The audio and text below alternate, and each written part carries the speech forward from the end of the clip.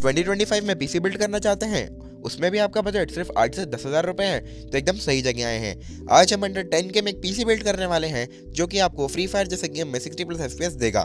तो चलिए शुरू करते हैं। मदरबोर्ड आएगा जेब्रोनिक्स का H81, रैम आएगी 4GB, DDR3 की 2 स्टिक्स, प्रोसेसर i5-4470 और SSD आएगी 256GB M.2 और पावर सप्लाई एंटी स्पोर्ट्स की 400 वोल्ट और कैबिनेट आपकी पसंद का।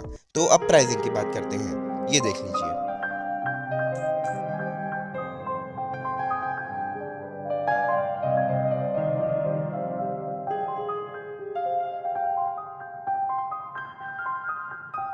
Please like and subscribe.